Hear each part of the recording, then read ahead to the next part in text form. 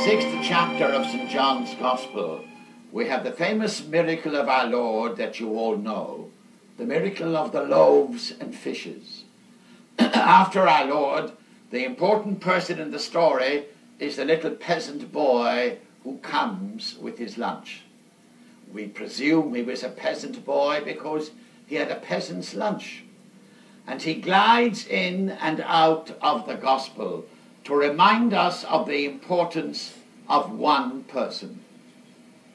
We don't know for sure how many people were there that day.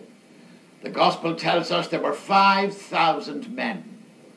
I presume their wives came too, and some of their children. But he was just a little boy, and as a result of this day's outing, he discovered he was important. So are we. If only we could know this and remember this. We are important to our God. He reminds us of the uniqueness of the individual. He was there among all the people, but he had something no one else had. He had lunch, and that lunch saved the day. He was unique. Sometimes we seem to be lost in the crowd. We think we are just another person. But each one of us is unique. We have a saying in the Western world that when God created some people, he threw away the mold.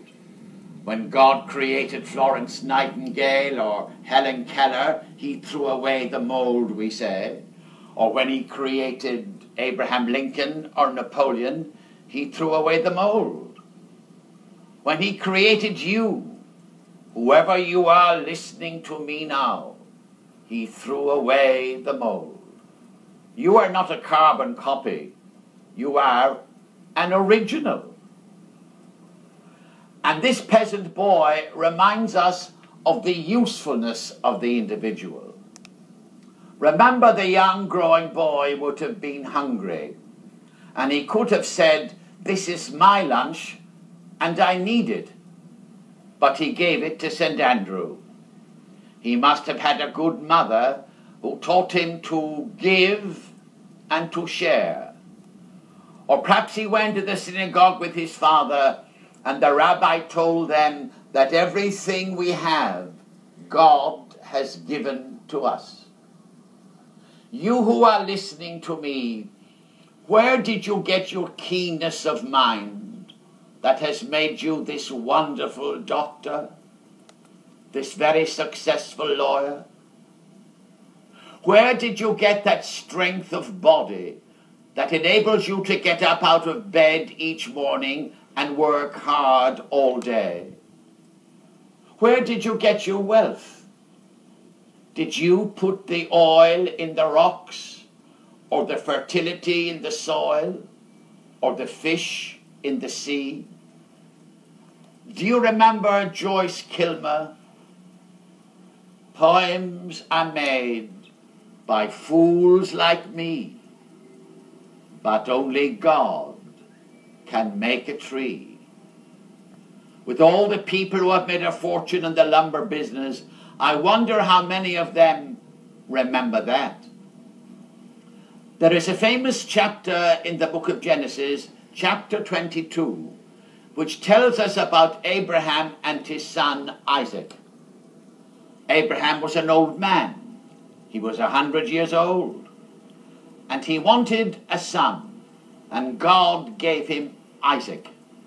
And Isaac was the joy of his life. Now God suddenly said to him, "I want you to sacrifice your son, your only son, to me." And Abraham went out into the desert and was about to sacrifice his only son when the angel of God stopped him.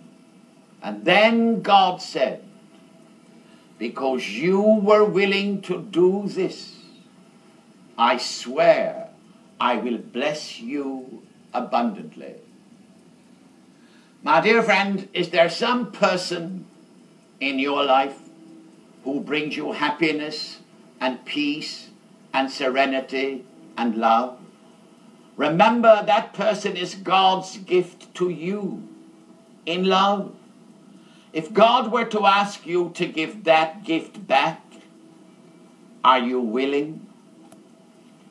This is a challenge we all have to face as we stand by the grave of a loved one who is called back to God. My dear friends, everything we have is God's gift to us. I remember reading about a district nurse who was very generous in her work, and the doctor said, I'm going to ask for a raise for you. God knows you deserve it. And she said, smilingly, if God knows, that's all that matters, because I'm doing it all for him. And I met a lady once who told me she had discovered the secret of happiness and radiant living. She said, it is giving things away, tithing. Whenever I make extra money, she said, I immediately give a tenth to the church or to charity, and I have such peace and serenity that I think heaven has begun. Well, my dear friends, we keep trying, and there is the prayer of the famous St. Ignatius, the founder of the Jesuits, who said to God, O Lord, I give you my memory, my understanding, my will. I give them all back to you who gave them to me. Do with them as you will.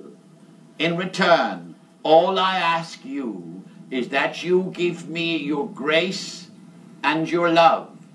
With these I am rich enough and ask for nothing more.